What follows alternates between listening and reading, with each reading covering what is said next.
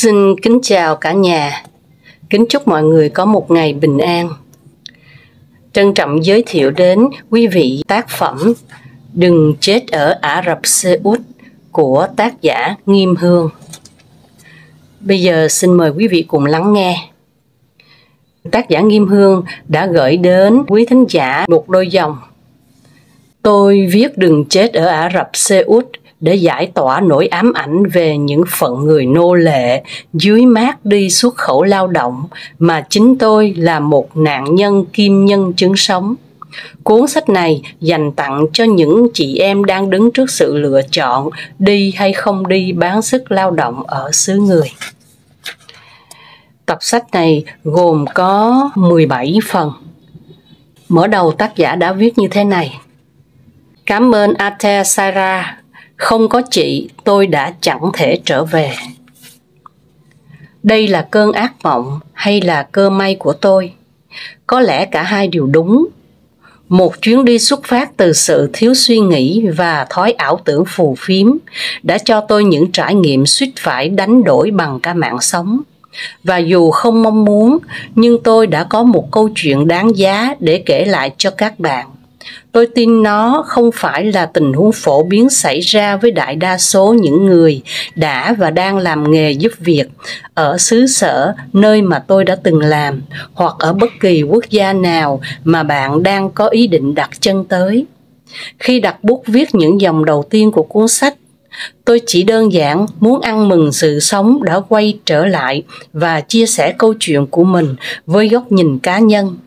Tôi hy vọng nó không xung đột với góc nhìn của bạn hay bất kỳ ai khác trong tình huống tương tự. Phần đầu tiên có tựa đề Phần đầu của cơn ác mộng. Tôi đến Ohio vào ngày 5 tháng 11 năm 2014. Đó là một chuyến bay dài và mệt mỏi từ Sài Gòn cùng với 4 người khác. Chúng tôi quá cảnh ở Qatar chừng hơn 1 tiếng rồi bay tiếp tới Riyadh. Ả Rập Xê Út đang vào đông, cái lạnh tê tái làm mũi tôi đông cứng lại. Đại lý trung gian ở Sài Gòn nói rằng tới Ả Rập thì đại lý môi giới bên này sẽ tới đón và đưa chúng tôi tới tận nơi làm việc như đã ký trong hợp đồng. Nhưng thực tế phũ phàng hơn tất cả những gì tôi có thể tưởng tượng. Không có lời cảnh báo nào về việc bạn sẽ bị cưỡng hiếp. Chẳng có lời nào cho bạn biết bạn sẽ bị biến thành nô lệ và không có đường về. Tới Riyadh lúc 7 giờ sáng theo giờ địa phương, tức là khoảng 11 giờ trưa Việt Nam. Chúng tôi lập tức bị lùa vào một cánh cửa riêng trong khu nhập cảnh. Bước vào hành lang bên hông cửa, cảnh tượng của một hàng dài rất dài những phụ nữ bẩn thỉu ngồi bệt dưới sàn với la liệt ba lô, túi xách đập vào mắt tôi, choáng váng. Họ chia thành nhiều nhóm ngồi tách biệt. Trên tay những người đứng hàng đầu cầm những tấm bảng ghi bằng mực đen: Sri Lanka, India, Philippines, Bangladesh, Việt Nam. Chừng hơn chục nữ cảnh sát trùm mạng kín mít, chỉ hở 2 con mắt, liên tục cầm roi chỉ vào đám người và gọi bằng tiếng Ả Rập. Vài người đứng lên bước vào căn phòng đó. Những nhóm người còn lại bị đưa trở lại vào dãy phòng ở cuối hành lang. Nhóm chúng tôi bị đẩy vào phòng cuối cùng, sát nhà vệ sinh. Cảm giác buồn nôn ào tới. Căn phòng nồng nặc mùi ôi thiêu của thức ăn, mùi hôi của quần áo lâu ngày không thay. Có khoảng 50-60 người, đủ loại quốc tịch đang nằm ngồi trên gần 20 cái giường kê san sát trong phòng. Họ nói chuyện, khóc lóc và chửi rủa ầm ĩ. 5 chúng tôi lê tới chiếc giường đang chất đầy túi ni lông và đồ hộp ăn dở. Đầu tôi nhức như búa bổ và không thể hiểu nổi vì sao mình lại đang có mặt tại nơi này. Điện thoại thì hết pin và cũng không có sim. Lúc còn ngồi ngoài sảnh nhập cảnh, tôi thấy có vài người da đen làm vệ sinh đi lảng vảng sát gần tôi và hỏi bằng câu tiếng Anh: $10 lấy không? Tôi lắc đầu vì chẳng hiểu họ bán cái gì. Mãi sau này tôi mới biết họ bán sim chui cho những người như chúng tôi để kiếm thêm. Mà nếu mua sim thì tôi cũng không biết sẽ phải nói gì với đại lý tại Việt Nam nữa.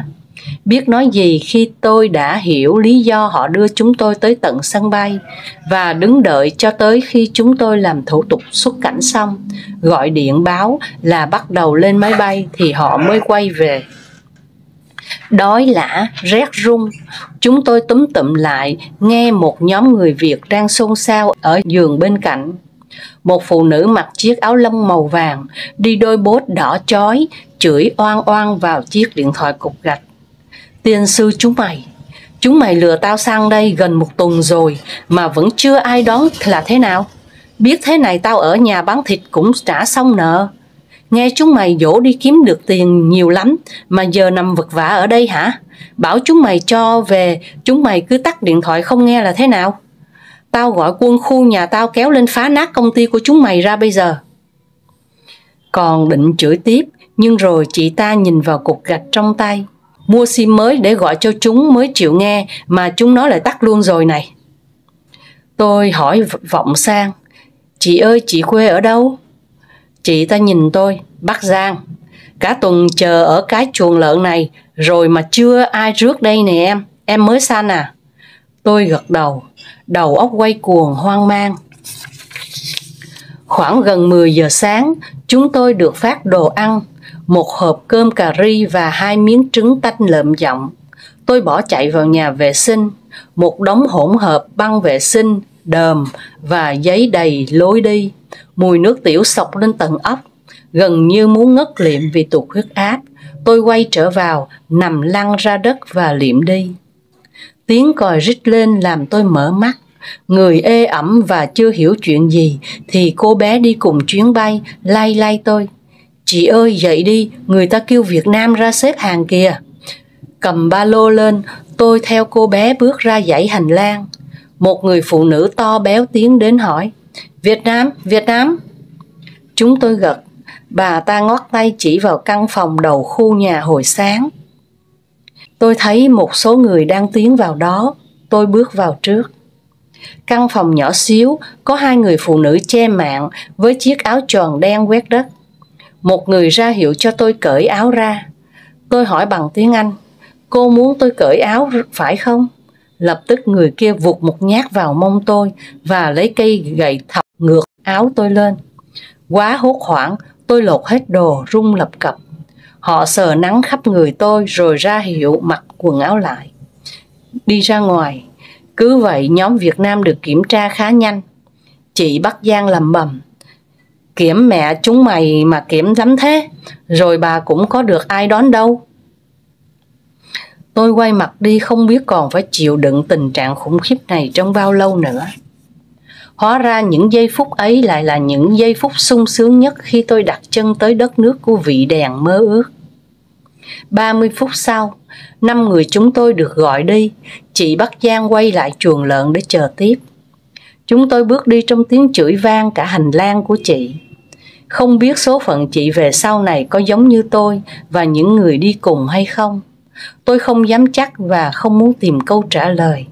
Trải nghiệm của một mình tôi là quá đủ rồi. Chúng tôi quay lại nơi nhập cảnh ban đầu. Một người đàn ông bé nhỏ đón chúng tôi. Ông ta mặc bộ quần áo trắng với chiếc khăn caro và vành quấn màu đen đặc trưng của người Ả Rập trên đầu. Đôi mắt đen nhìn xoáy vào tất cả chúng tôi khi ông ta cầm hộ chiếu và lần lượt đọc tên từng người. Tôi hỏi ông ta, chúng ta sẽ đi đâu? Cuối cùng cũng có người nói được tiếng Anh. Chúng ta sẽ đi Ohio.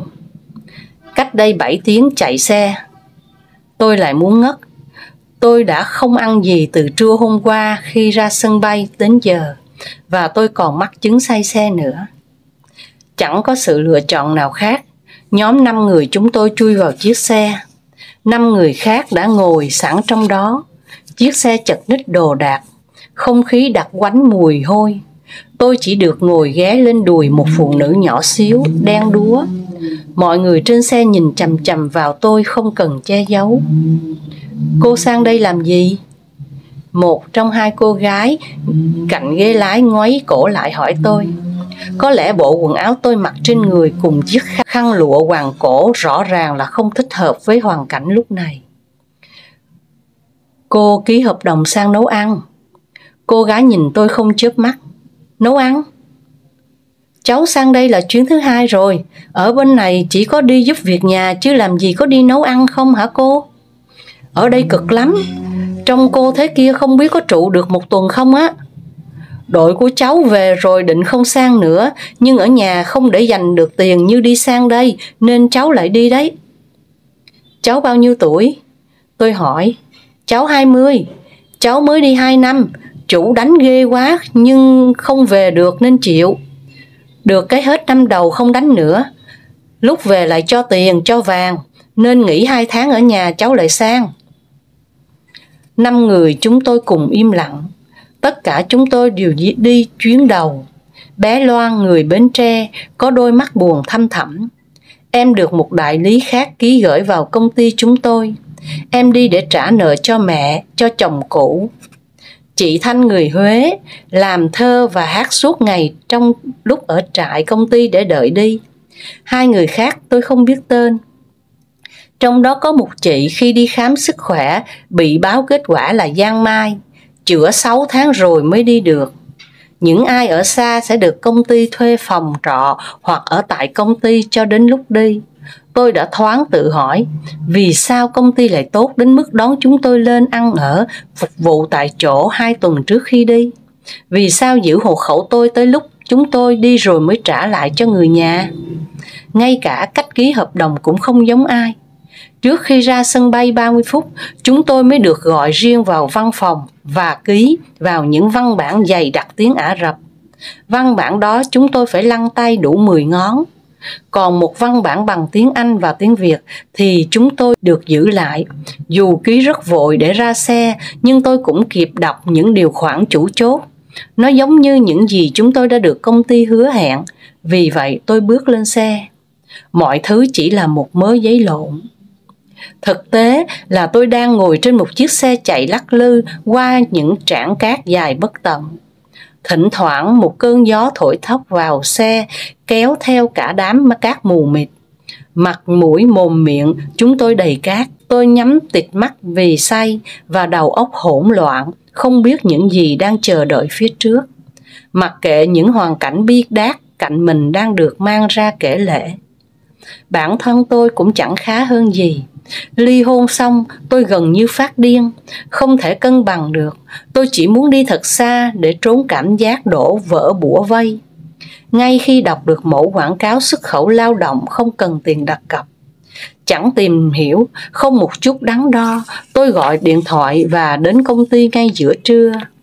Cuộc tư vấn với đại lý chỉ mất chừng nửa giờ đồng hồ. Công ty sẽ giữ giấy tờ cho đến lúc tôi ra máy bay thì trả lại hộ chiếu.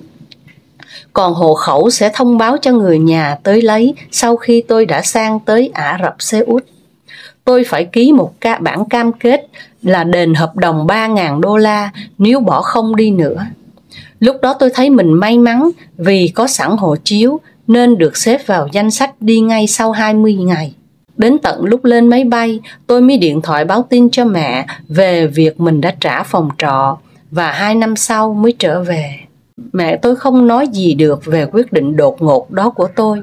Bà chỉ dặn phải giữ liên lạc. Còn giây phút này, tôi đang nghĩ đến việc nếu không thể chịu đựng được thì sẽ gọi về Việt Nam, chạy $3.000 đền hợp đồng để trở về nước trước 2 năm. Khi người tôi lả đi, tai ù đặc thì chiếc xe đột ngột dừng lại. Tôi chúi về phía trước. Không thể chịu đựng thêm, tôi bật cửa xe, lao ra ngoài nôn thốc nôn tháo. Mật xanh mật vàng tuôn ra đắng ngát sau khi tôi đau gập bụng vì không còn gì để tống ra được nữa. Đó là một trạm xăng rộng nằm ngay ven đường. Trạm xăng trống trải giữa những dãy núi đá và cát bao bọc hai bên. Vài người đàn ông quấn khăn, mặc quần áo trắng đang đứng cạnh ô tô của họ đợi bơm xăng nhìn tôi tò mò. Vài phụ nữ với chiếc áo choàng đen quét đất với tấm mạng che kín mặt mở cửa xe liếc nhìn tôi và ôm vội mấy đứa bé đi về phía tiệm tạp hóa gần đó. Người lái xe của đoàn chúng tôi cũng xuất hiện từ tiệm tạp hóa, tay ôm lỉnh kỉnh nước đóng chai và bánh mì tươi. Tôi quay trở lại xe, không còn sức lực nghe ông ta la hét gì đó bằng tiếng Ả Rập. Những người khác vẫn ngồi im trong xe. Ông ta phát cho mỗi người một ổ bánh mì và một chai nước. Mọi người ăn ngấu nghiến, tôi không thể nuốt nổi vì cơn buồn nôn do say xe cứ trực trào lên. Cuối cùng khi xe chạy, mọi người phải ôm bớt đống đồ hành lý phía sau xe lên để lấy chỗ cho tôi nửa nằm nửa ngồi lả đi trên 1/3 ghế sau. Tôi không biết xe chạy bao lâu. Khi tôi mở mắt ra thì trời đã tối đen, tai tôi ù đặc. Với tay lấy chai nước uống một ngụm, tôi nhổm dậy. Lúc sau, xe rẽ vào một khu phố. Hai bên đường là những ngôi nhà xây theo kiểu Hồi giáo với tháp mái tròn ở trên và những ô cửa sổ nhỏ đóng kín mít. Xe quẹo tới quẹo lui nhưng tôi không thể phân biệt được khu nào với khu nào vì chỉ có một kiểu nhà như vậy và một loại cây như cây cọ trồng giữa những dải phân cách. Sau này tôi mới biết đó là cây chà là. Đèn đường sáng trưng, chiếu sáng những biển hiệu bằng tiếng Ả Rập. Cuối cùng, khi xe dừng trên một dãy phố bẩn thỉu, tôi bắt đầu ý thức được rằng mình đã thật sự không còn ở Việt Nam nữa. Chúng tôi bước ra khỏi xe, người lái xe chạy nhanh lên vỉa hè, bước vào văn phòng trước mặt. Hai người đàn ông lực lưỡng chạy ra mở cửa xe, khuân hành lý vào văn phòng. Một người nói với chúng tôi bằng tiếng Anh: "Đi vào nhanh, đứng đây lâu là bị phạt bây giờ." Mấy người kia nhao nhao: "Nó nói gì đấy?" Tôi nói khó nhọc: "Thôi vào đi rồi xem sao." Văn phòng đại diện là một căn nhà khá nhỏ. Bàn ghế làm việc kê kín xung quanh phòng. Hai người đàn ông lúc nãy biến mất sau cánh cửa bên hông và một xíu sau họ mang ra cho chúng tôi một khay nước. Có 4-5 người đàn ông khác đang mải miết chuyện trò bằng điện thoại. Một người thấp, nhỏ xíu vừa nói vào điện thoại, vừa vẫy tay chỉ những hàng ghế chờ sát tường. Chúng tôi ngồi xuống đó. Lát sau một chiếc xe khác đổ lại ngoài cửa và 3 cô gái nhìn giống như người Philippines bước xuống. Họ cũng như chúng tôi, bù xù, bẩn thỉu và mệt mỏi khi bước vào phòng. Họ ngồi đối diện ở hàng ghế sát tường. Người đàn ông bé tí tẹo bỏ điện thoại ra, bước tới hỏi bằng tiếng Anh: "Các cô đã ăn gì chưa?" Tôi gật đầu thay cho cả nhóm. Chẳng còn chút sức lực nào để tế nhị được nữa. Tôi lăn ra sàn luôn. Ông ta quay ra nói gì đó bằng tiếng Ả Rập với một người đàn ông cao to khá đẹp trai. Người này cúi xuống nói với tôi: "Cô hãy nói tất cả mọi người đi vào căn phòng đằng sau cánh cửa kia. Phụ nữ không được ngồi ở đây lâu đâu." Tôi đành nhổm dậy, đầu óc quay cuồng và dịch lại những lời ông ta vừa nói. Đó là một phòng cách âm với chổi cũ, khăn lau và những tấm đệm bẩn thỉu xếp đầy góc phòng. Vali của chúng tôi chồng chất trên đó. Vài tấm chăn trải rác dưới chân khi tôi bước vào. Dường như mọi người hiểu rất nhanh phải làm gì trong khung cảnh như vậy, nên chen nhau lấy đệm, lấy chăn cho mình. Còn tôi thì đứng ngơ ra. Cánh cửa bật mở, một người đàn ông đen nhẽm bẩn thỉu xách một ấm trà và vài cái cốc đặt lăn lóc giữa phòng rồi biến đi cũng nhanh như khi vào. Tất cả vội vàng rót trà xì xụp cho ấm người. Tôi không thể làm vậy dù rất khát. Những cái cốc đó quá bẩn để có thể ghé miệng vào. Tôi không thể định hình được là mấy giờ, cũng không muốn mở miệng. Tôi chỉ cầu trời cho người chủ tới thật nhanh đón tôi về. Tôi cần tắm, cần một chỗ gã lưng.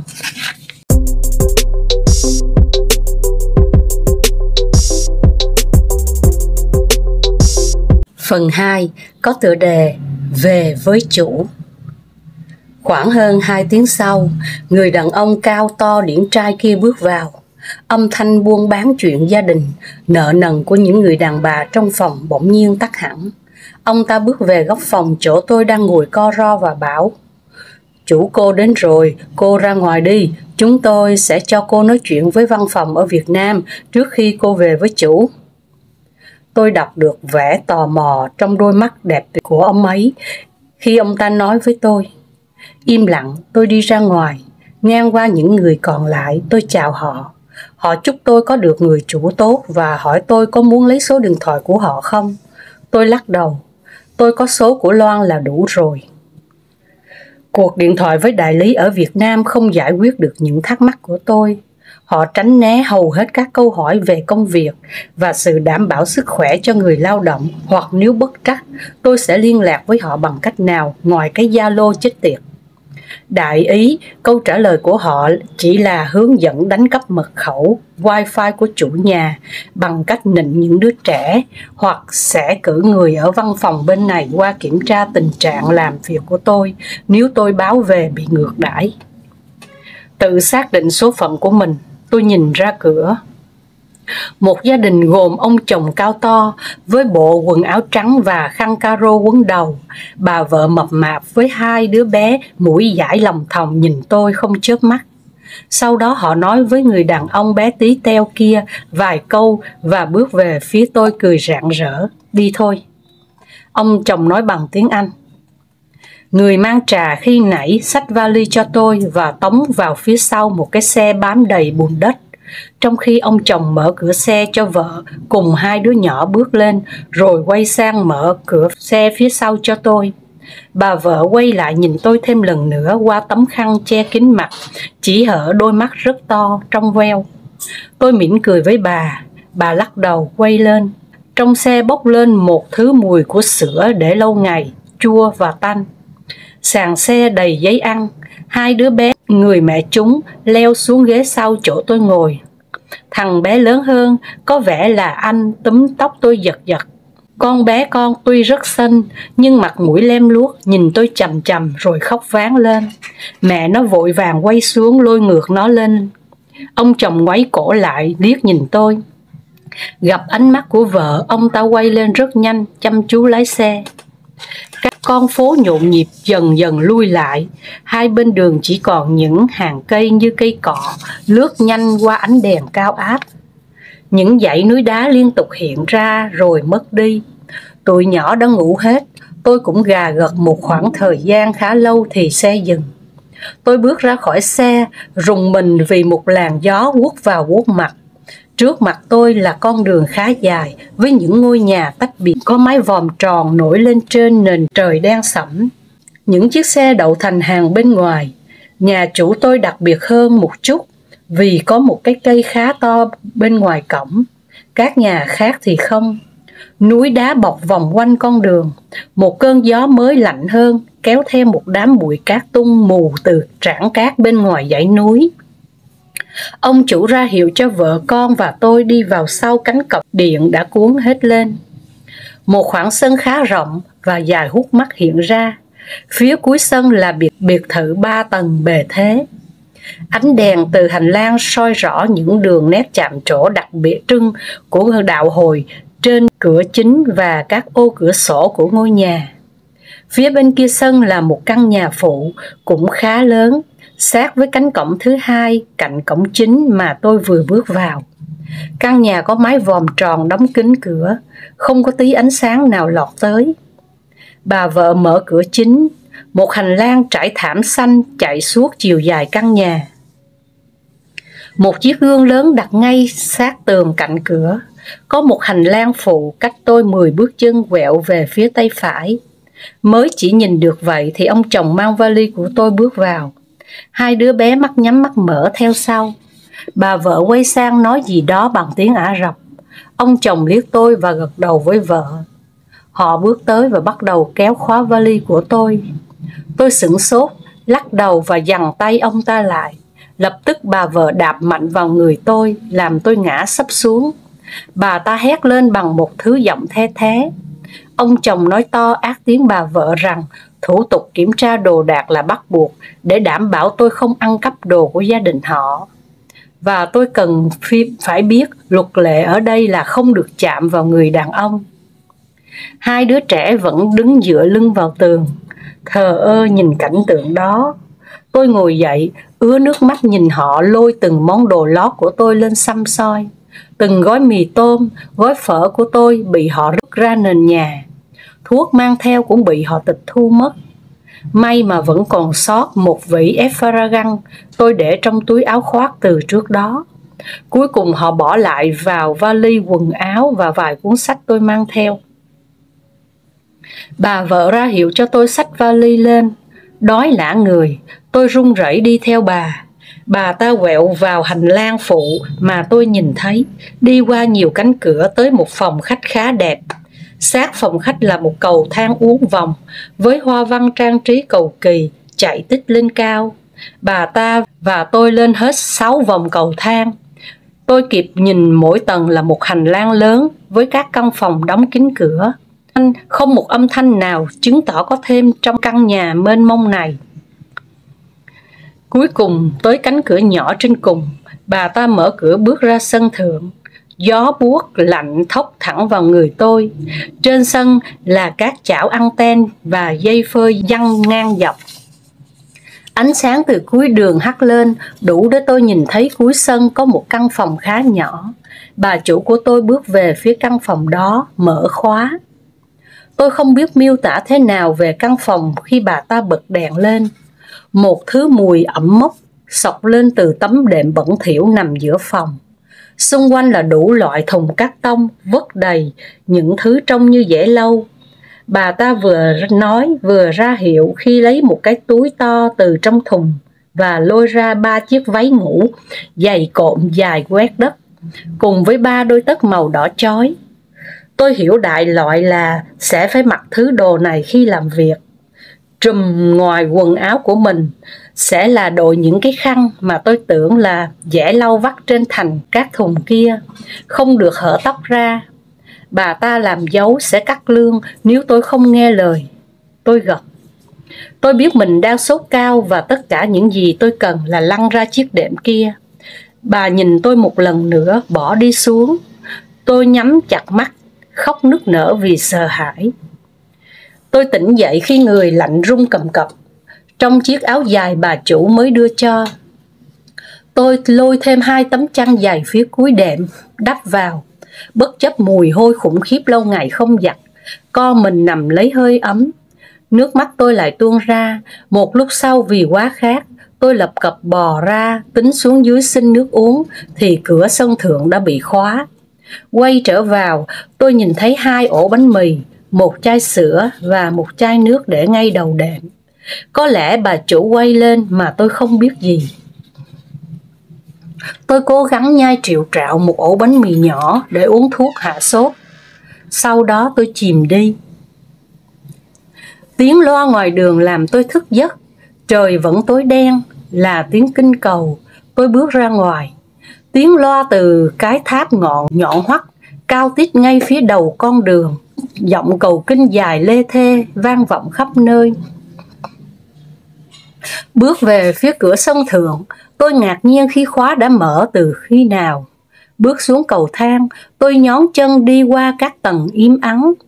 Đến gần bậc thang cuối cùng thì tôi dừng lại. Phía dưới sàn phòng khách, bà chủ của tôi đang quỳ trên một tấm thảm nhỏ. Bà đội một tấm khăn khá đẹp, mắt nhắm nghiền, miệng lẩm bẩm không ngừng. Tôi đứng yên cho tới khi tiếng cầu kinh ngoài đường dứt hẳn. Bà chủ đứng lên thu dọn tấm thảm và đi ra ngoài thì mới quay lên. Có tiếng mở cửa, lúc đó tôi mới chú ý tới cánh cửa ngay dưới chân cầu thang chỗ tôi đứng. Ông chủ và một thằng bé lớn hơn 2 đứa trẻ hôm qua bước vào. Cả hai đều đội một chiếc mũ nhỏ màu đen và mặc quần áo trắng tinh, được là phẳng phiu. Họ trò chuyện một lát thì thằng bé bước lên cầu thang. Nhìn thấy tôi, nó kêu lên một tiếng nhỏ nhưng không tỏ vẻ gì là ngạc nhiên. Bước qua tôi mà không liếc lấy một cái dù cho tôi mỉm cười với nó. Tôi quay lên mò điện thoại để xem giờ. Điện thoại hết pin, trời đã mờ mờ sáng. Theo giờ bên này thì có lẽ ở Việt Nam đã khoảng 9 hoặc 10 giờ sáng rồi. Tôi đoán thế, với tay lấy chiếc khăn bẩn thỉu bà chủ đưa hồi hôm. Tôi giấu gọn mái tóc mình trong chiếc khăn nặng trịch ấy và quay xuống nhà. Chiếc váy quá dài làm tôi vướng víu khi di chuyển, nhưng không biết làm sao được.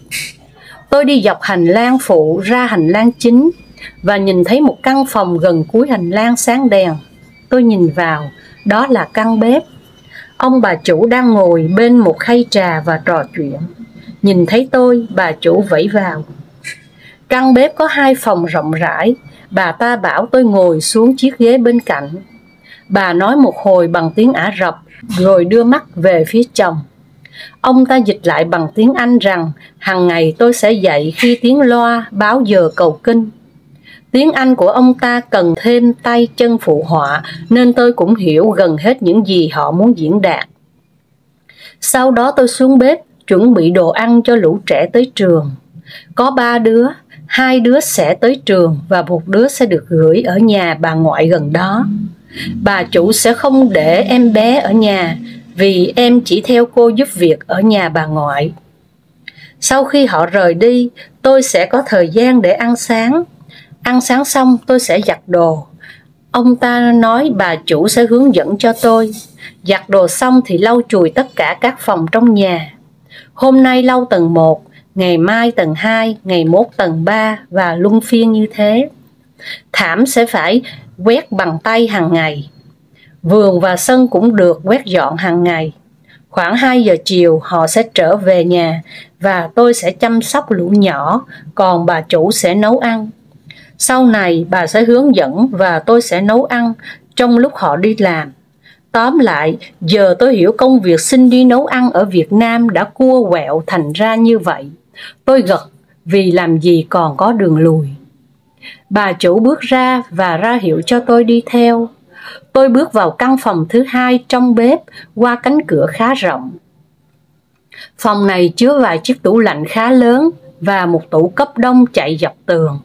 Phía đối diện là một tủ tường với nhiều ô khá lớn. Bà ra hiệu sáng nay tôi sẽ lau chùi căn phòng này. Tôi gật đầu. Sau đó tôi tiếp tục theo bà ra ngoài hành lang tới cánh cửa phía đối diện bếp là phòng giặt. Bà chỉ cho tôi một đống quần áo trắng để riêng rồi gọi chồng. Ông ta tới và giải thích quần áo đàn ông, đàn bà tuyệt đối không được giặt chung.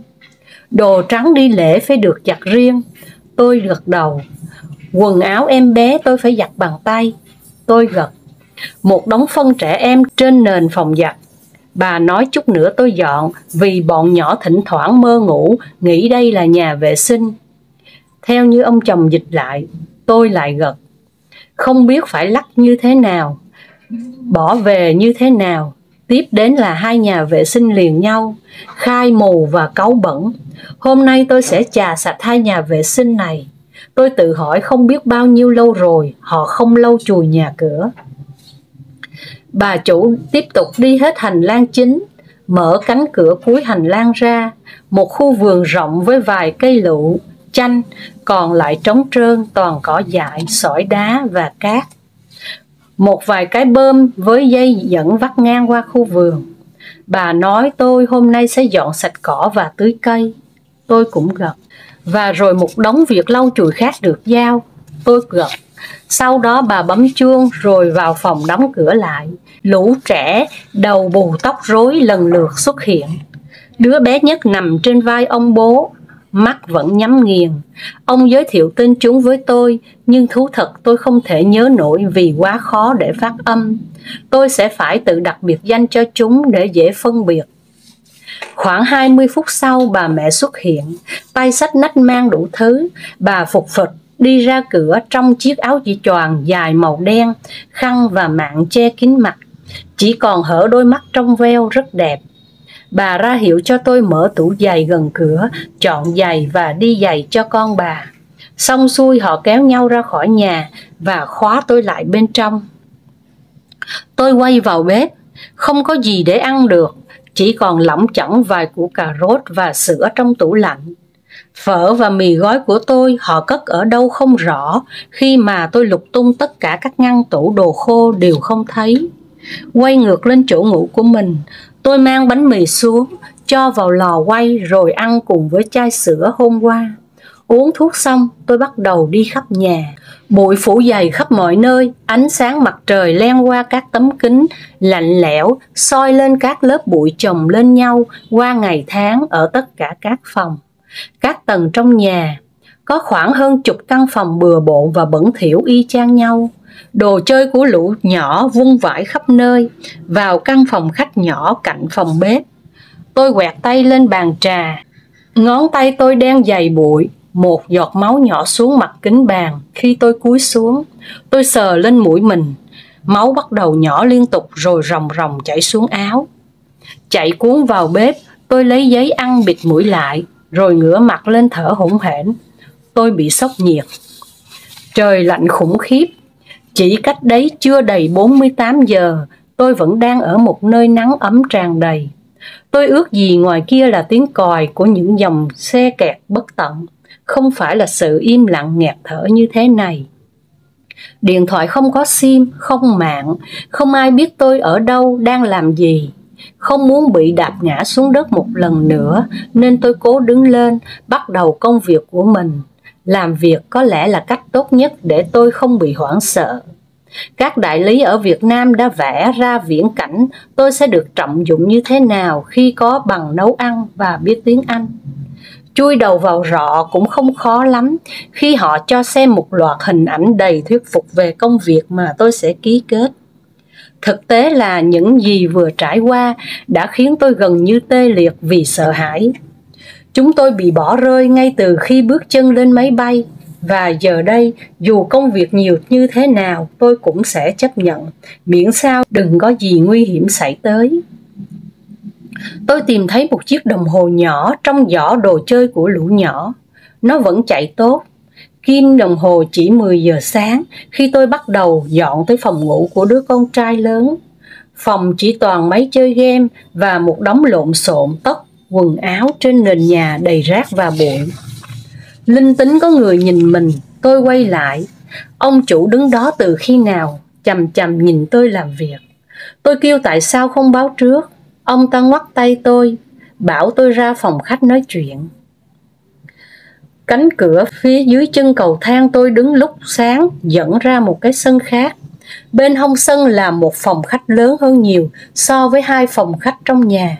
Nó được làm bằng kính, trải thảm cùng với các dãy ghế bọc nhung dài có gối ôm kê sát hai bên tường. Một lò sưởi lớn với các bình trà bằng đồng có vòi cong vuốt xếp đặt phía trên. Ông chủ ra hiệu cho tôi ngồi xuống. Ông ta nói rằng những gì ông ta nói tôi sẽ không được nói lại với vợ của ông. Tôi gật. Ở đây cô sẽ phải làm việc theo ý của vợ tôi. Đàn ông chúng tôi không can thiệp vào việc nội trợ và chuyện trong nhà. Cô cũng không được phép nói chuyện với tôi khi có mặt vợ tôi. Có chuyện gì thì cô cứ hỏi vợ tôi, cô ấy sẽ nói lại với tôi. Nếu tôi đồng ý, cô ấy sẽ thông báo cho cô. Nhưng nếu cô biết giữ miệng thì cô có thể hỏi thẳng tôi khi vợ tôi không có nhà. Khi bê đồ ăn cho chúng tôi, cô không được nhìn vào mặt tôi và phải quỳ xuống đưa đồ ăn cho tôi. Ông làm nghề gì? Tôi cắt ngang. Ông ta thoáng sửng sốt. Cô không được phép nói khi tôi chưa dừng lại. Vợ tôi là giáo viên dạy kinh Koran trong trường học, còn tôi là huấn luyện viên thể hình. Tôi sẽ về nhà trước vợ tôi. Cô sẽ phục vụ bữa ăn nhẹ cho tôi trước khi vợ tôi về chuẩn bị bữa chính. Cô sẽ phải tuân thủ luật lệ của đất nước chúng tôi. Khi tôi có bạn tới chơi, cô sẽ phải che kín mặt và ở yên trong bếp, không được thò ra cho tới khi bạn tôi về. Ở nhà này có hai phòng khách, một dành cho phụ nữ, một dành cho đàn ông. Cô không được để vợ tôi thấy tôi và cô có mặt cùng lúc tại phòng khách này. Bây giờ thì dọn phòng tập cho tôi rồi hãy tiếp tục công việc của cô. Rồi ông ta đứng lên ngần ngại một chút. Ông ta hỏi, cô có biết massage không? Để làm gì? À không, để vợ tôi có đau đầu thì cô có thể massage cho cô ấy. Sau đoạn hội thoại với ngôn ngữ tay chân của ông ta, cuối cùng tôi cũng có cảm nhận mình đang trở lại thời nô lệ của 1001 đêm. Mà thật ra là đúng như thế. 2 tuần tiếp theo tôi vẫn tiếp tục chảy máu cam. Công việc nặng nhọc khủng khiếp. Lau chùi, dọn dẹp cả một tòa nhà đồ sộ chỉ là phần phụ. Phần chính là tôi phải cuộn tất cả các thảm trong nhà, đi giặt 3 ngày một lần. mà là giặt tay ở sân sau. Tôi đã hiểu vì sao sân sau chỉ trơ trọi một gốc chanh và một gốc lựu, bởi ở đây chủ yếu là để giặt và phơi thảm. Khi gặp Iris, cô nói cho tôi biết nhà này gần 6 tháng nay không tìm được người giúp việc. Vì vậy mỗi tuần cô sẽ tới lau dọn qua loa cho họ, chứ bà vợ tuyệt đối không động vào việc nhà. Iris là cô hầu gái chăm sóc bé Soan, tức là bé út, cho bà chủ ở nhà bà ngoại của bé. Lần đầu giặt thảm bằng tay, tôi ướt đầm đìa từ đầu tới chân. Các cuộn thảm quá nặng. Tôi bò ra dùng bằng chải chà bằng bột giặt rồi phun nước chà đi chà lại cho tới khi sạch. Tay tôi tê dại đi và gần như không đứng lên nổi khi vác các cuộn thảm đẫm nước lên vai đi phơi. Công việc ngốn mất cả ngày trời. Tôi không được ăn trưa khi chưa xong việc, mà cũng không thể giặt gian dối qua loa được, vì các vệt xà phòng sẽ bám dính vào thảm khi khô, tạo ra những vết loang rất chướng mắt. Tôi đã phải giặt lại một lần vì không xả sạch. 3 ngày một lần, cứ thế tiếp diễn khiến tôi kiệt sức. Ở đây cứ mỗi cơn gió là cát tung mù, nhà chủ thích mở cửa, cả cửa sổ nữa, vì thế thảm bám bụi nhanh khủng khiếp. Công việc cực nhọc đứng sau giặt thảm là chùi bóng đồ đồng trong nhà. Một tuần một lần, tôi phải lôi hết đống ấm chén bình trà ra chùi sạch bằng dung dịch đánh bóng. Một thứ rất độc hại mà tôi thì không có gì để che mũi lại.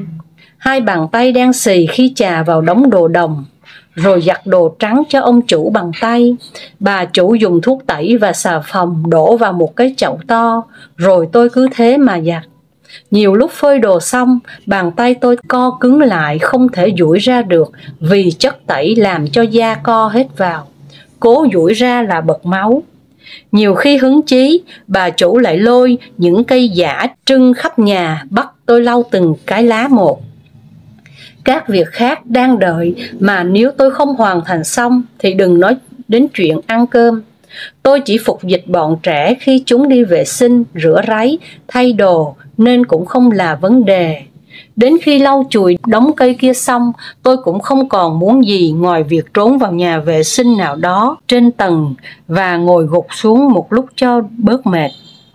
Công việc kéo dài từ lần cầu kinh đầu buổi sáng khoảng 4 giờ rưỡi cho tới 11 giờ rưỡi đêm, liên tục như vậy. Vấn đề là tôi không thích nghi được với đồ ăn và yếu dần đi. Cơm nấu với nước luộc gà hoặc nước luộc cừu. Họ không biết ăn cơm trắng, không có thịt lợn và họ cũng không ăn thịt bò. Gà và cừu. Trứng rất hiếm và đắt nên họ kiểm soát từng quả một. Cả 2 thứ thịt kia họ hầm với những gia vị nồng mùi, khiến tôi không thể nuốt nổi. Tôi chỉ có thể cắt bắp cải ăn với bánh mì. Họ biết tôi bệnh, nhưng không có sự khoan nhượng nào. Tôi gần gũi được với cậu con trai lớn, mắt to, có vẻ ngoài lạnh lùng nhưng thật ra là rất ấm áp. Cậu bé nói tiếng Anh khá chuẩn, vì vậy tôi có thể xin cậu được pass wifi. Những hình ảnh đầu tiên tôi gửi về Việt Nam trên Facebook là bức hình căn nhà đẹp đẽ và những hình ảnh tươi vui của tôi. Mọi người chúc mừng và khen tôi may mắn. Tôi biết làm gì hơn cho những người ở nhà. Tấm áo Abazat của phụ nữ Hồi giáo, phiên bản nô lệ, dính chặt vào người tôi suốt hành trình còn lại. Phần 1 và phần 2 xin được phép tạm dừng ở đây. Hẹn gặp lại quý vị vào lúc 5 giờ 30 sáng ngày mai trên kênh Cô Khanh đọc truyện và lúc 20 giờ trên kênh Truyện Mới Mỗi Ngày. Xin chào.